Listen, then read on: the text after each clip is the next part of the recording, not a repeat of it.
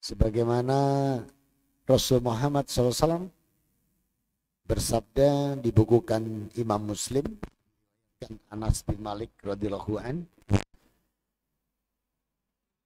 wa kanat salatuhu wa masyuhu ilal masjid nafilat wa idza qa'ada maghfir lahu. Dan langkah kaki ke masjid yang dia tujukan untuk ibadah, Allah siapkan rahmat yang dilipatkan pada setiap langkah. Wa idza qa'ada maghfir lahu. Dan duduknya, duduk yang dijamin mendapat ampunan dosa. Ini nikmat. Belum lagi nikmat lainnya. Nikmat kesehatan, nikmat umur, nikmat rezeki, nikmat keluarga, nikmat ilmu, nikmat pekerjaan. Banyak. Tidak mampu kita menghitung satu persatu. Wa in ta'udu nikmatallahi la tusuha. Demikian Allah mengingatkan kita dalam surat An-Nahl 11. Dan apabila kalian tidak menghitung nikmat Allah, gak akan sanggup. Maka sebaik-baik kita bersyukur saja. Semoga yang hadir pagi hari ini dan segenap keluarganya Allah jadikan hamba-hamba yang abad dan sakurah. Amin. Salam dan salawat tercurahkan pada junjungan kita Nabi Muhammad SAW. Semoga kita pun juga optimal di dalam meneladani beliau, terutama dalam beribadah. Bulan lalu saya ada undangan acara subuh di pekan yang kelima. Kalau pekan 1 sampai pekan di antaranya di sini pekan 2 ini ya. Di pekan 5 itu ganti-ganti masjid.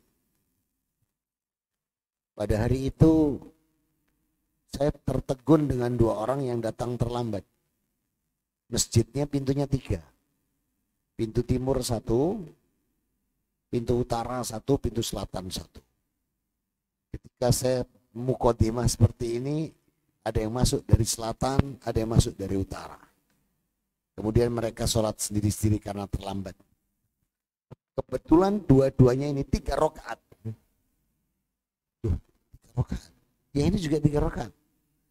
Begitu salam saya tanya, sholat apa? Subuh. Berapa rakaat? Lah yaitu saya lupa. Tadi ini sudah 2 atau masih 1? Karena saya ragu, saya tambah. Oh betul. Itu yang Rasul ajarkan. Kalau ragu-ragu, tambah. Jangan merasa diri sudah 2. Padahal belum nanti malah. Yang utara, begitu salam selesai, saya tanya juga. Sholat apa? Subuh. Berapa rakaat? 3. Loh, kenapa 3? Saya capek. Kalau tidak capek, saya biasa 4, 5, 6. Loh, ini melok sopo coba. Kalau yang aneh-aneh model begini, jangan harap mendapat cintanya Allah. Jangan harap dosa dan kesalahannya teriampuni. Karena Allah menekankan dalam Ali Imran ayat 31, Fatabi'uni yuhibbukumullah wa yaghfir lakum dunubakum. Maka siapa yang mencontoh Rasul Muhammad SAW atau ittiba kepada beliau sebagaimana beliau mengatakan ikuti aku, maka siapa yang mencontoh beliau yuhibbukumullah, Allah akan mencintainya. Wa yaghfir lakum dunubakum, Allah akan mengampuni dosa dan kesalahannya. Semoga yang hadir pagi hari ini dan segenap keluarganya Allah jadikan optimal di dalam meneladani Rasul Muhammad SAW sehingga tercapai derajat hamba-hamba yang muttaqin, husnul khotimah, dan ahlul jannah. Amin. Hari ini tanggal berapa? 18 Zulhijjah. Sebentar lagi kita masuk bulan 1. Insya Allah tahun 1447 Hijriah. Bulannya Muharram. Di penghujung tahun ini 1446 Hijriah, kita baru saja memperingati bersama-sama Idul Adha. Ada ibrah yang sangat luar biasa dari peristiwa yang terjadi pada Nabi Ibrahim alaihissalam dan putranya Ismail alaihissalam. Kalau kita lihat dalam surat As-Saffat, surat As-Saffat itu surat ke-37. Di ayat 100 Allah menunjukkan pada kita bagaimana Nabi Ibrahim memohon dengan kalimat Robbi habli minas solihin. Robbi habli minas solihin. Ya Allah, karuniakan aku seorang anak yang soleh. Nabi Ibrahim ini dalam pernikahannya sampai usia 85 tahun itu tidak dikaruniai keturunan. Namun karena ketauhidan beliau itu sangat tinggi, berserah dirinya beliau itu sangat tinggi, memohon, berharap, memiliki rojak hanya pada Allah. Makanya beliau mengatakan Robbi habli minas solihin. Kita diajari Allah cara meminta keturunan yang soleh dan solihah. Kita pengen anak-anak kita soleh dan solihah. Pengen cucu-cucu soleh dan solihah. Anak dari cucu berarti buyut juga solihah. Cukup Robbi habli minas solihin. Keyakinan yang begitu tinggi Nabi Ibrahim ini dan harapnya yang luar biasa kepada Allah, tidak kepada selainnya, maka Allah balas di ayat 101, fabassarnahu bigulamin halim. Maka aku anugerahkan dia Ibrahim ini anak laki-laki yang sabar. Anak laki-laki yang sabar. Dalam kitab tafsir dijelaskan ini Ismail. Namun Allah Rabbuna wa ta'ala itu tidak akan pernah berhenti untuk menguji semua. Jangankan kita, Nabi saja diuji. Demikian pula Nabi Ibrahim dan para Nabi lainnya. Maka dalam surat Al-Ankabut ayat yang kedua, ahasiban nasu ayyutraku ayyakulu amana wa hum la yuftanun. Rabbuna wa ta'ala berfirman, apakah manusia mengira mereka akan dibiarkan saja dengan hanya mengatakan beriman tanpa diuji? Berarti kita semua itu pasti akan diuji. Tidak mungkin tidak. Karena Allah mengatakan ahasiban nasu ayatroku ayakulu amana lahum la yuftanun. Tidak cukup manusia hanya mengatakan beriman tanpa diuji. Maka tidak mungkin seorang anak SMP bisa duduk di bangku SMP tanpa ijazah SD. Dia harus lulus ujian SD. Tidak mungkin dia duduk di bangku SMA tanpa ijazah SMP. Tidak mungkin duduk di perguruan tinggi tanpa ijazah SMA. Tidak mungkin punya jabatan tanpa ijazah S1. Kecuali Mulyono di negeri Wakanda. Maka saudara-saudaraku, kalau kita melihat kondisi bahwa setiap kita akan diuji. Dan ujian Nabi Ibrahim nggak main-main. Minta anak, diberi anak, begitu anaknya sudah pinter, sudah bisa cari kayu bakar, sudah bisa bekerja sama bersama bapaknya. Dalam arti di kalimat Allah dalam Quran disebut balik.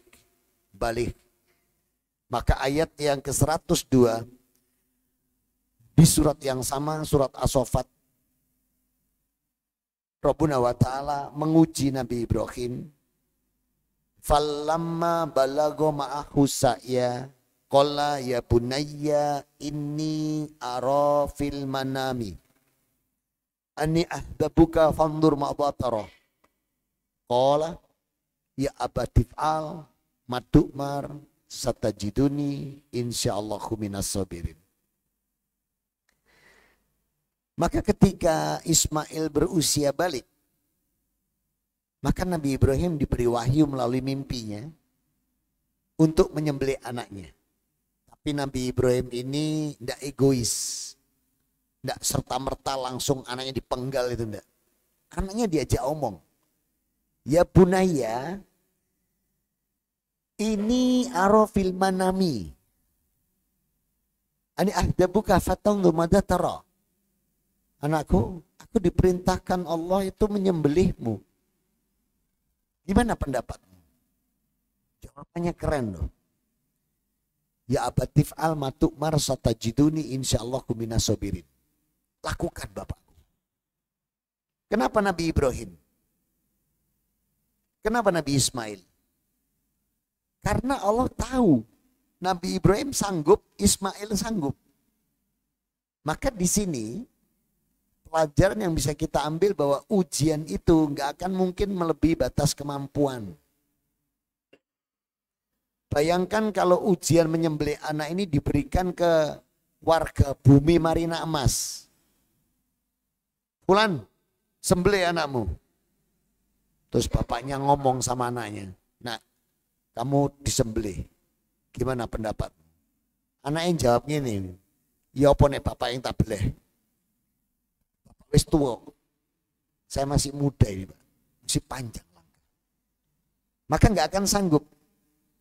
Sehingga pelajaran yang bisa kita ambil adalah tidak ada ujian itu akan melebihi batas kemampuan.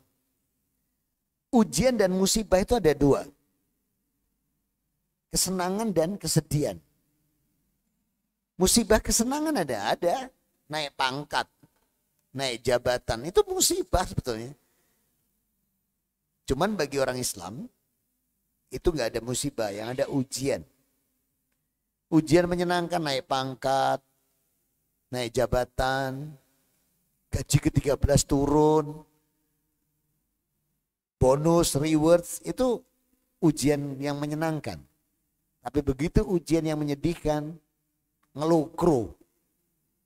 Padahal Allah Rabbuna wa ta'ala mengajarkan pada kita kalau kita mendapat ujian atau musibah. Dalam surat Al-Baqarah, surat kedua, di ayat 155, 156, dan 157. 155 Allah mengatakan walanablu wanakum bisai minal khauf wal ju wa naqsim minal amwal wa anfus wa samarat wa basiris sopirin. Allah berfirman, dan kami pasti akan menguji kalian dengan sedikit ketakutan, kelaparan, kekurangan harta, jiwa, dan buah-buahan. Nah, ini samarotsnya ditulis buah-buahan. Padahal samarots itu, ini nih samarotsnya. Ini apa yang dikerjakan manusia, begitu selesai, sukses, sama Allah dihancurkan. Apa bahasa Indonesianya? Saya ulang. Ini, selesai dikerjakan, sudah bagus, dihancurkan sama Allah. Apa bahasa Indonesianya? Tidak ada kan? Tidak ada. Bahasa Arabnya ada, samarot. Jadi samarot itu apa yang dikerjakan manusia, begitu selesai dihancurkan Allah. Itu samarot. Di terjemahan ditulis buah-buahan. Ini kalau nggak baca tafsir, nggak mempelajari, nanti dikira dondong, duku, salak, gendong, ngepom becak, melaku timi-timi. Nanti dikira buah-buahan di pasar ini. Bukan. Nah, begitu banyaknya ujian yang Allah berikan, ketakutan, kelaparan, kekurangan harta, jiwa, dan hasil kinerja kita yang sudah sukses dihancurkan Allah. Tapi Allah punya kalimat yang menarik di ujung ayat ini. Wa bassiris sabirin. Sampaikan kabar gembira bagi mereka yang sabar. Berarti kalau kita ada ujian, ada musibah, itu Allah suruh kita sabar. Dan sabar itu 3. Ketetapan Allah dan Rasulnya sabar itu 3. Apa? Ikhlas. Yang kedua, tidak mengeluh. Yang ketiga, ridho terhadap ketetapan Allah. Nah ini dia. Sabar itu 3. Ikhlas, tidak mengeluh, dan ridho terhadap ketetapan Allah. Makanya Ismail sanggup. Karena dia tidak mengeluh. Ridho terhadap ketetapan Allah. Dan ikhlas. Di sini kunci, kalau kita pengen musibah itu cepat selesai, ujian itu selesai dan mendapatkan kebaikan, ikhlas. Kemudian tidak mengeluh, dan ridho terhadap ketetapan Allah. Cuman masalahnya kita kena sabarnya iblis. Iblis juga punya sabar. Apa sabarnya iblis? Sabar itu ada batasnya. Nah, itu punyanya iblis. Kalau punya Allah, ikhlas. Tidak mengeluh. Ridho terhadap ketetapan Allah. Itu punya Allah. Kalau punya iblis, sabar itu ada batasnya. Mas, balesan mas. Ono batasnya kesabaran. Nah ini ono setan dasiran kopiahan. Kalau yang belakang sana setan dasiran kerudungan. Maka disinilah kunci sabar ini sangat luar biasa. Kemudian di 156-nya Al-Baqarah, Alladzina idza asobatu musibah qalu inna lillahi wa inna ilaihi rajiun. Yang sering kali lupa itu ini kita. Jadi begitu ada musibah yang ada apa? Kok ngene mana sih? Kurang ngopo aku? Nah gitu. Loh, kok kena kuda mana? Kita lupa padahal Allah mengatakan alladzina idza asabatu musibah qalu inna lillahi wa inna ilaihi rajiun. Padahal Allah minta setelah sabar kita disuruh istirja. Istirja. Apa istirja? Inna lillahi wa inna ilaihi rajiun. Itu namanya istirja. Yang artinya sesungguhnya kami milik Allah dan kepadanya lah kami kembali. Lah kita ini gampang ngeluh. Aku itu bendino neng ali kelas. Sholat subuh, sholat duhur, asar, maghrib, isya itu selalu di ali kelas. Bersujud aku. Kok ya pancet ngene, tonggoku gak pernah sholat. Cuma ngobong biting tok. Terus dincepno di tembok omahe sugih. Kita tuh kadang lupa bahwa sesungguhnya Allah juga menginginkan mereka itu, kalau namanya istidraj. Istidraj itu ujian yang menyenangkan, hartanya digelontor. Tapi nanti diharapkan dia itu sadar. Tapi kalau dia nggak sadar, Allah sebutkan di surat 9 ayat 85. Jadi ketika Nabi Muhammad disambati oleh para sahabat, kok enak ya, yang kafir itu kaya raya. Sedangkan yang kita yang beriman kok cuman begini aja. Maka Allah mengeluarkan kalimat wala tu'jibka amwaluhum wa auladuhum innama yuridullahu ayyu'adibahum biha fid dunya wa tahaqqa anfusuhum wa hum kafirun. Yang artinya, jangan engkau takjub atau kagum terhadap harta dan anak mereka. Karena sesungguhnya Allah hendak menyiksa mereka di dunia. Dan mereka akan mati atau kehilangan nyawa dalam kondisi kafir. Makanya kita disuruh sabar. Lu apa enggak boleh kaya orang Islam? Suka sekali Allah orang Islam kaya. Orang Islam mampu itu senangnya bukan main Allah. Tapi kalau orang Islam itu miskin, Allah enggak suka. Cuman kalau minta sama Allah itu enggak usah aneh-aneh. Minta wajar pasti diberi. Lalu minta jet pribadi. Enggak usah lah, itu nebeng aja bisa. Enggak perlu harus minta langsung punya jet pribadi. Maka saudara-saudaraku, minta tuh jangan yang aneh-aneh. Pasti diberi kok sama Allah. Minta kok, ya Allah saya pengen bisa infak setiap hari jutaan. Loh, pengen bisa infak setiap hari jutaan. Berarti penghasilannya miliar per hari. Gimana coba caranya? Coba kalau kita minta Allah, karuniakan rizkiku berkah. Berkahkanlah kesehatan keluarga, pasti diberi. Tapi kalau minta, ya Allah saya pengen bisa infak setiap hari 7 jutaan. Berarti gajinya harus miliar. Penghasilannya miliar. Piye caranya? Kono sambu kono. Caranya banyak bisa ngumpulin miliaran ya harian. Maka saudara-saudaraku, ujian, musibah itu akan cepat selesai ketika kita sabar. Wis toh, nanti kalau waktunya punya mobil keluar kok. Ini ada gambaran ini. Ini kisah nyata. Seseorang itu baru bekerja 3 bulan. Tapi istrinya sama ibunya. Oh kerja pancet sepeda motor ya. Oh gak ganti. Waktu itu sepeda motornya Supra. Tahu Honda Supra.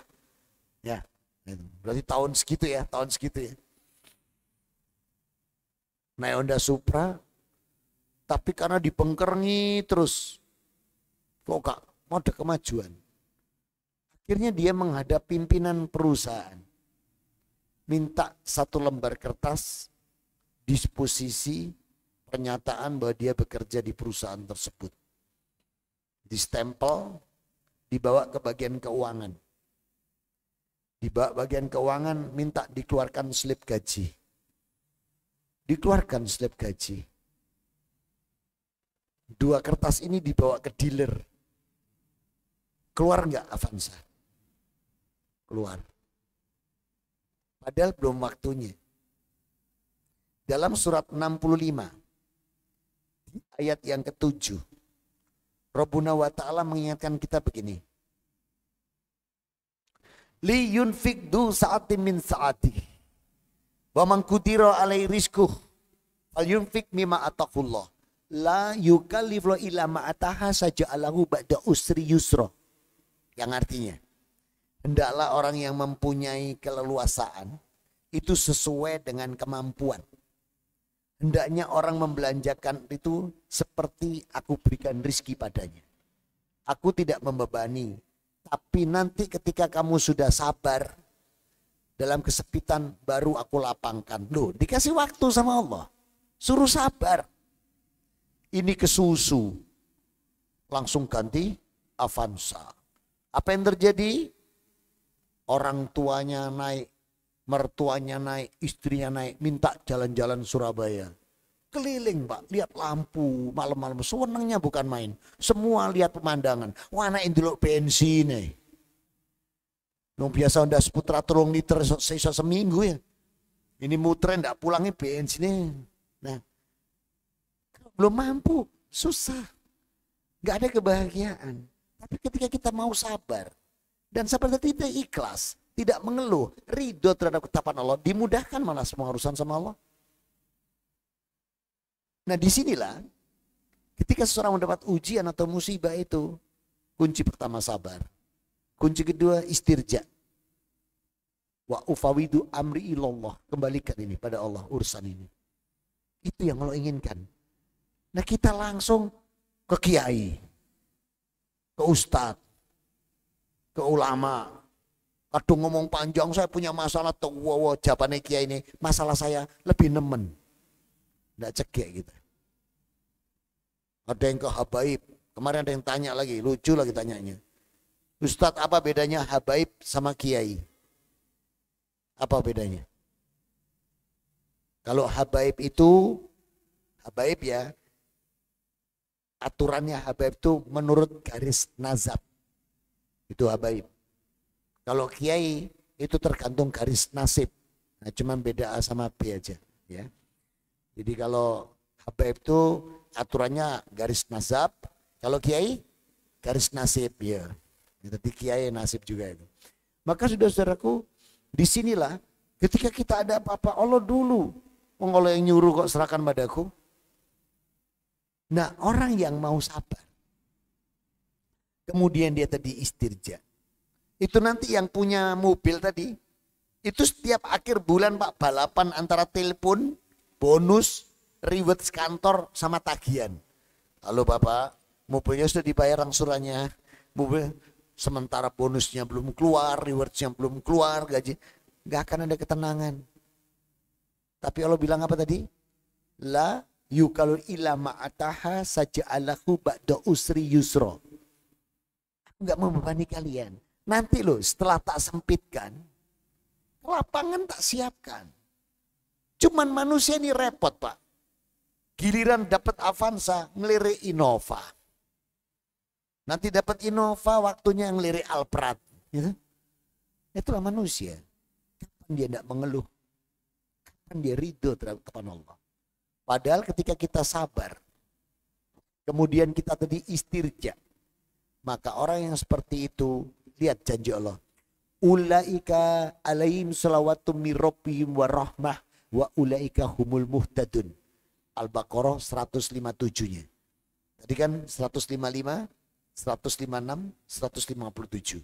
Maka di Al-Baqarah 157-nya Allah katakan, mereka yang dapat ujian sabar, kemudian mengembalikan kepadaku, beristirja, maka mereka itulah yang aku beri rahmat. Tuh.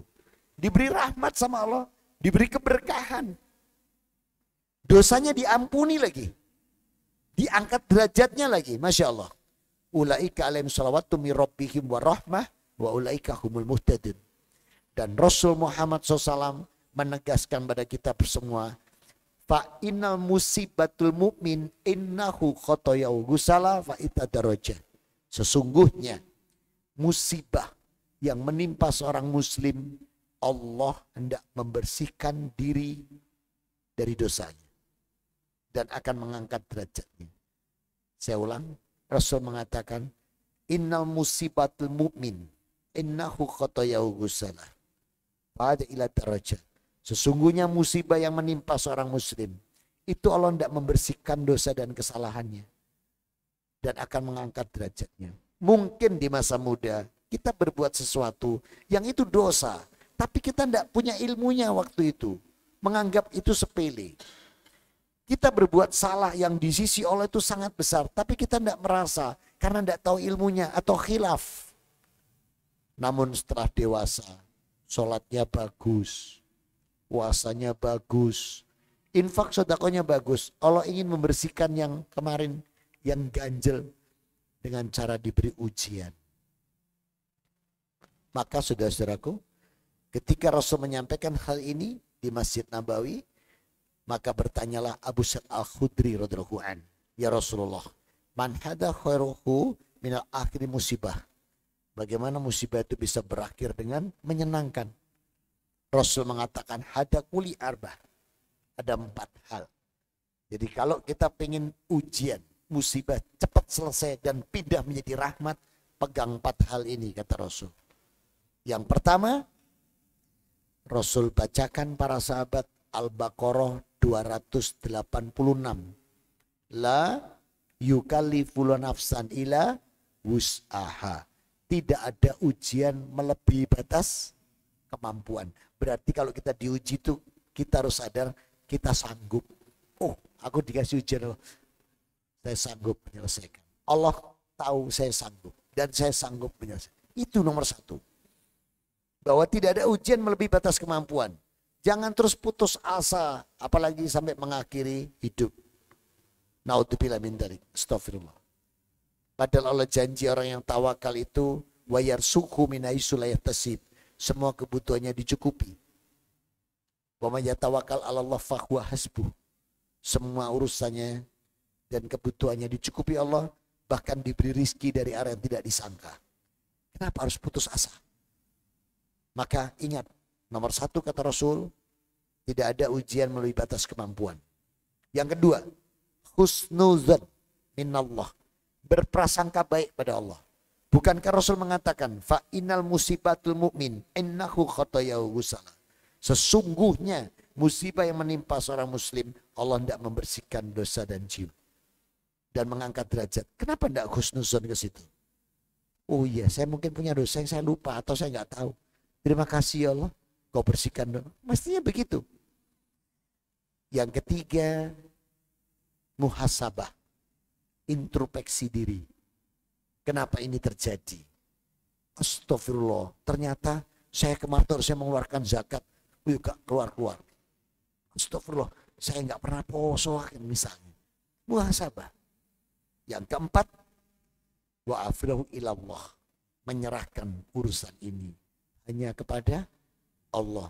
Nanti Allah pilihkan ustadznya, Allah pilihkan kiainya, Allah pilihkan ulamanya, Allah pilihkan sahabat mana yang akan dituju yang ikut membantu menyelesaikan masalah ini.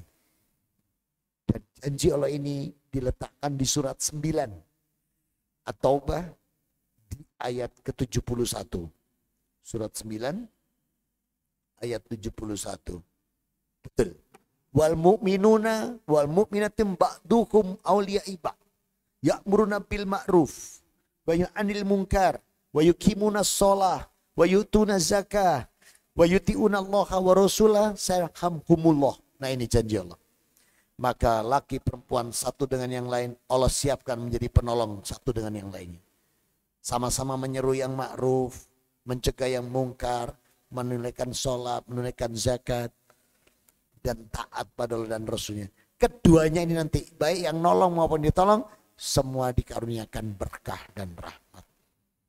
Ini saudara-saudaraku, ketika kita ada ujian, ingat pesan 4 Rasul. Yakin, tidak ada ujian atau musibah melebihi batas kemampuan. Yang kedua, berprasangka baik pada Allah. Karena Rasul mengatakan, ujian atau musibah orang mukmin itu Allah tidak membersihkan dosa dan kesalahannya serta tidak mengangkat derajatnya. Husnuzon sama Allah. Yang ketiga, muhasabah diri. Dan yang keempat, wa ufawidu amri ilallah. Serahkan ini semua hanya pada Allah. Ini yang bisa saya sampaikan untuk renungan di pagi hari ini. Mohon maaf saya agak tidak bisa lama. Saya ada janji di Lamongan akad nikah jam 7 pagi. Karena saya pakai aplikasi jadi keserobot waktunya masuk. Ada yang mau didiskusikan? Ada? Tidak ada. Cukup? Alhamdulillah. Saya juga langsung pamit balik ke Gresik. Karena nanti ada kegiatan memberi khutbah nikah di, bukan saya yang ngangkat nikah. Saya masih kena penyakit sendi. Tahu penyakit sendi? Sendiri. Mudah-mudahan bisa bermanfaat. Mohon maaf atas kekurangan. Mari kita tutup dengan doa kafatul majelis. Subhanakallahumma wa bihamdika asyhadu alla ilaha illa anta astaghfiruka wa atubu ilaik. Alhamdulillahirabbil alamin wa afu minkum. Wassalamualaikum warahmatullahi wabarakatuh.